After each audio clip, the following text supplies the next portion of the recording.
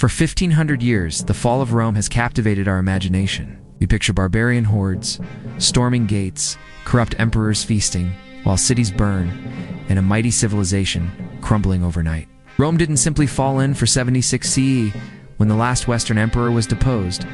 Instead, it underwent a centuries-long transformation involving economics, politics, military changes, religion, administration, migration, and environmental factors. But what if everything you thought you knew about Rome's fall was wrong? We'll discover how the greatest empire in history was brought down not by a single catastrophe, but by a perfect storm of interconnected challenges. The truth is far more complex and fascinating than any Hollywood movie. Today we're exploring 7 crucial reasons why the Roman Empire actually fell, moving beyond simplistic explanations to uncover the real story. Before we begin, let's clarify something important. When we say fall of Rome, we're talking about the Western Roman Empire. This 50-year period nearly destroyed the empire through economic disaster that makes modern inflation look trivial. The Eastern Empire, later called Byzantine, continued for another 1,000 years until 1453. This shows us that Roman civilization didn't vanish, it evolved. Maintaining legions across thousands of miles of frontier was extraordinarily costly, especially as threats increased from Germanic tribes, Persian armies, and internal rebellions. From economic crisis to environmental challenges, each factor we explore played a crucial role in converting the Roman Empire into the medieval kingdoms that followed. Wealth concentrated among ultra-rich elites, while most citizens struggled with poverty. Archaeological evidence shows construction projects grinding to a halt, cities shrinking, and the famous Roman road network falling into disrepair. This created a vicious cycle. Worthless coins led to higher prices, requiring even more worthless currency. Trade networks connecting Britain to India collapsed as merchants lost confidence in Roman money. The story we're about to tell isn't one of sudden collapse, but of gradual transformation that reshaped the ancient world. Italy's population was declining due to plagues, economic hardship, and urban migration away from farming. Ready to discover what really happened to Rome? Let's dive into the 7 reasons that changed history forever. Soldiers viewed service as business rather than duty, leading to frequent mutinies and dangerous practices like proclaiming their generals as emperors. The Praetorian Guard, originally the emperor's bodyguard, actually murdered several emperors when their interests weren't served. While many served faithfully, their allegiance was often to tribal leaders or commanders who paid them, not to Rome itself. The economic foundation of Roman power had cracked beyond repair. These arrangements would eventually fragment the Western Empire. Instead of building permanent infrastructure, they focused on mobile defense and quick responses. Rome had maintained effective administration for centuries, but by the 3rd century, both the system and reality had collapsed. The disciplined infantry formations that had dominated battlefields gave way to cavalry and flexible tactics. Early empire relied on adoption and dynasties, but these systems repeatedly failed, causing civil wars and chaos. Gauls, Britons, and Egyptians had been incorporated into the Roman system, but their loyalty depended on Rome providing security, prosperity, and effective administration. As these benefits disappeared, so did provincial loyalty. Reason 1. The economic collapse. The famous Gallic Empire saw Gaul, Britain, and parts of Spain break away for over a decade. While eventually reconquered, this demonstrated how fragile Roman unity had become. Emperors ruled for an average of just 2.5 years, with most dying violently. This constant turnover destroyed long-term planning. Provincial governors, knowing their Roman patron might die within months, focused on quick wealth extraction rather than sustainable governance.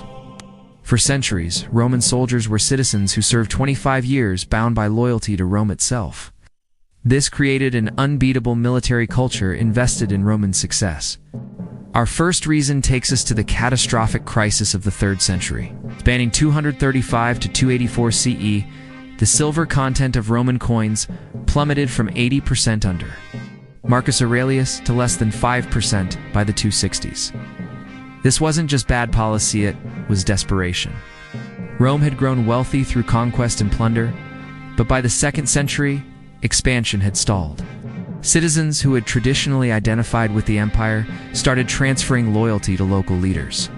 Religious figures or tribal chieftains who provided more reliable protection.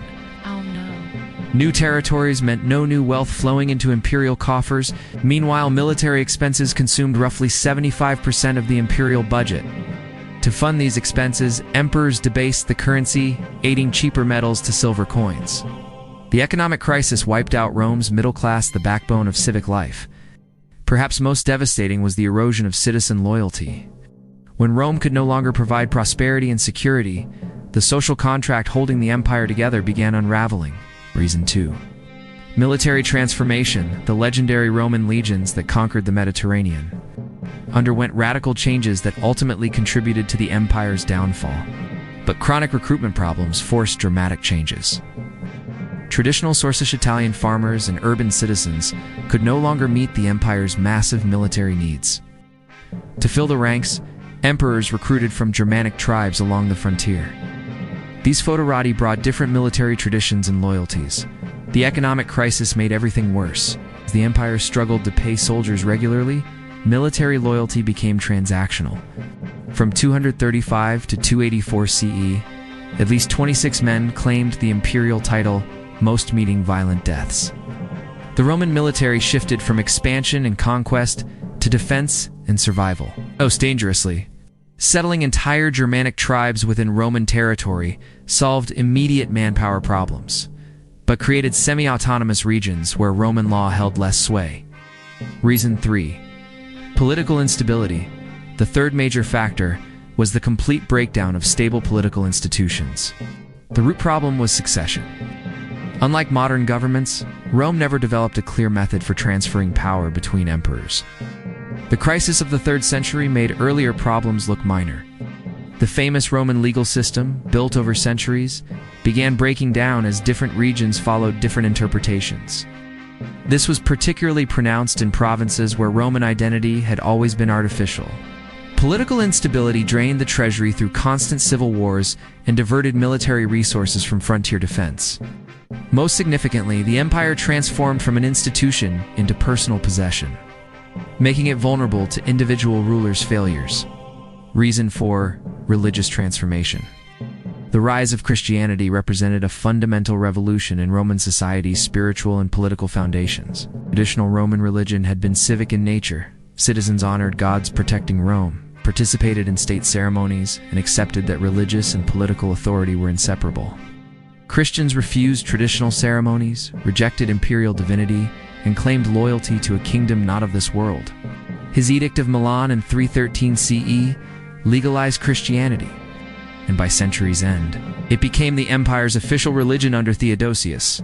This made Christianity appear politically dangerous rather than simply religious. Christianity challenged everything. Christian theology demanded worship of a single universal God, transcending national boundaries.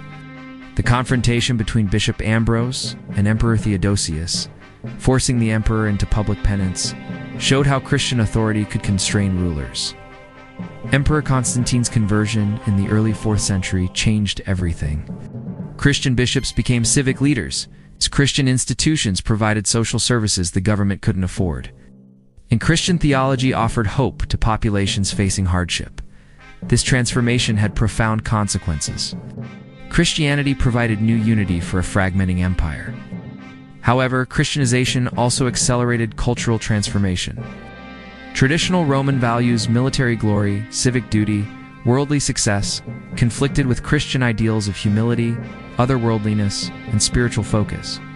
At its peak under Trajan, Rome stretched from Scotland to Sudan, Portugal to Persia, 5 million square kilometers with 50 to 60 million people speaking dozens of languages and following hundreds of local customs. Eastern frontier communications required 2 to 3 months. This made central control increasingly impossible as the empire faced multiple simultaneous crises. This created tension between military culture and civilian society. But as the empire matured, imperial law became more complex and intrusive, requiring sophisticated bureaucracy the empire lacked. By the time news reached Rome and responses returned, local situations had completely changed. The empire needed instant communication, but had only horses and ships. Christian bishops, drawing legitimacy from divine appointment, could challenge imperial policies. Most importantly, Christianity shifted how people understood political loyalty. When imperial authorities couldn't provide governance, military commanders, wealthy landowners, or barbarian chieftains filled the vacuum. These arrangements became institutionalized, creating medieval feudal relationships. Climate change played a crucial role. Northern Europe experienced cooling temperatures and increased rainfall during the 4th and 5th centuries, making traditional agriculture difficult and forcing populations toward more favorable territories. Traditional Roman religion taught absolute loyalty to the protective state. Hunnic expansion under Attila forced population movements across Central and Eastern Europe. Faced with manpower shortages and frontier defense problems, emperors and generals recruited entire tribal groups as military allies or settlers in depopulated regions. Groups living peacefully for generations were forced to relocate, often toward Roman territories offering better security and economic opportunities. These weren't conquests, but political agreements recognizing new realities. While attempting to preserve Roman legal continuity, while representing remarkable legal equality, it meant millions expected Roman courts, legal protections, and administrative services. Local governance depended on unpaid local elites serving from civic duty or advancement hopes. This worked when elites identified with Roman values, but as conditions deteriorated, imperial service became a burden rather than opportunity. While nominally serving Rome, their primary allegiance was to their own kings and communities. The Roman Empire had experienced a climate optimum, from 200 BCE to 200 CE warmer temperatures. Stable rainfall, favorable growing conditions, supporting population growth and prosperity. These changes cascaded through the economy, contributing to agricultural crises, population decline, and political instability. Archaeological evidence shows abandonment of agricultural settlements and withdrawal from marginal lands. In Britain, Roman authority breakdown led to more dramatic changes. Urban centers became death traps during plague years. Constant warfare killed hundreds of thousands more. Over time, they developed increasing autonomy, functioning as independent kingdoms within former Roman territories. Christian theology suggested ultimate loyalty belonged to God alone, with earthly institutions being temporary and fallible. North African granaries feeding Rome showed environmental stress by the 4th century. This made Christian populations often more willing to accept barbarian rulers who allowed religious freedom than Roman administrators demanding traditional civic participation. Fewer people meant less agricultural production, reduced tax revenues, smaller military recruit pools. When growth stopped and decline began, the entire imperial system required reconceptualization. Famous infrastructure became impossible to maintain as resources and manpower disappeared. 7 interconnected factors created a perfect storm: economic crisis, military transformation, political instability, religious change, administrative overstretch, barbarian migrations, and environmental challenges. Reason 5. Administrative overstretch. The Roman Empire had simply grown too large to govern effectively using ancient technology. Many institutions, laws, technologies, and cultural practices survived political transformation, continuing to influence European development for centuries. Like Rome, today's nations face economic pressures, political instability, military threats, cultural change, administrative complexity, migration, and environmental challenges. Rome's experience suggests these are manageable individually, but overwhelming when combined. Rome's ability to adapt, evolve, and influence subsequent development was perhaps more remarkable than initial conquest. Change is constant, and survival depends on adapting to new conditions while preserving essential values. The empire didn't simply fall, evolved, adapted, and lives on in laws, languages, institutions, and ideas shaping our world 1,500 years later. What made the 3rd through 5th centuries different was how challenges combined and reinforced each other, overwhelming Rome's capacity to respond. The fundamental problem was communication speed. Messages from Rome to northern Britain took 6 weeks in good weather, much longer in winter. While barbarians crossed the Rhine, Persians might invade Mesopotamia, and Egyptians rebel against taxes. The Catholic Church maintained Latin learning and Roman administrative practices. Local populations continued speaking Latin-derived languages, following Roman law and identifying with Roman traditions. Early Roman governance had been simple: extract tribute, maintain order, allow local self-governance. The Antonine Constitution of 212 CE, granting citizenship to nearly all free inhabitants, exemplified both achievements and problems. The empire was administered by perhaps a few thousand professional administrators. Administrative problems created opportunities for local strongmen. Diocletian's division into Western and Eastern empires acknowledged these realities, but created new problems as both halves sometimes competed for resources. Reason 6. Barbarian migrations. The massive movement of peoples called barbarian migrations was on sudden violent invasion, but complex demographic and political changes reshaping Europe. Political pressures from outside the Roman world created domino effects. Crucially, these migrations were frequently invited by Roman authorities themselves.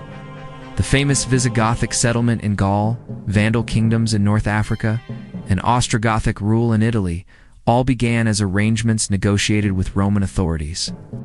However, these arrangements created problems. Barbarian foederati maintained their own military traditions, legal customs, and political loyalties. The process varied by region. In Gaul and Spain, Roman and barbarian populations blended peacefully, creating hybrid cultures, preserving both traditions.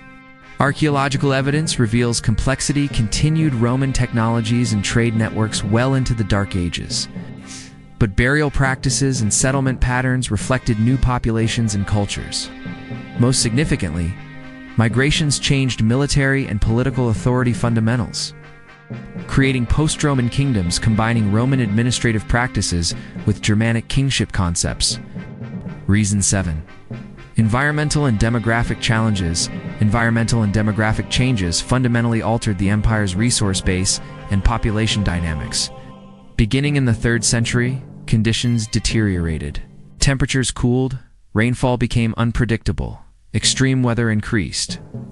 Cooling particularly affected northern provinces developed during warmer centuries, but becoming marginal as conditions worsened. Even more devastating were pandemic diseases. The Antonine Plague and Plague of Cyprian killed millions, fundamentally altering demographic profiles. Archaeological evidence reveals population decline scale, shrinking cities, abandoned rural settlements, declining construction. Some estimates suggest 20 to 25% population decline. Between 200 to 400 CE demographic crisis had profound consequences. Population decline changed the balance with barbarian neighbors. While Roman population shrank, Germanic peoples experienced growth and expansion, making them more formidable opponents and attractive allies. Environmental degradation also contributed. Centuries of intensive agriculture depleted soils, deforestation, and overgrazing caused erosion. These challenges were interconnected with other factors. Economic crises prevented environmental responses. Political instability prevented coordinated demographic policies. Military demands diverted resources from agricultural improvement. Most importantly, environmental and demographic changes altered fundamental Roman assumptions about continuous growth: more territory, people, resources. Conclusion: the transformation of Rome, the fall of Rome, wasn't simple decline and collapse, but complex transformation unfolding over centuries. None alone would have destroyed Rome. The empire had survived individual crises throughout its history. Most importantly, the end of the Roman Empire wasn't the end of Roman civilization. The Eastern Roman Empire continued another 1,000 years. Understanding Rome's complexity helps us appreciate both achievements and limitations of history's greatest civilization. The Roman story offers modern lessons. The Roman example reminds us that even great civilizations aren't permanent. Rome's fall wasn't an ending, but transformation, creating medieval and modern worlds. That enduring influence may be the most remarkable Roman achievement of all.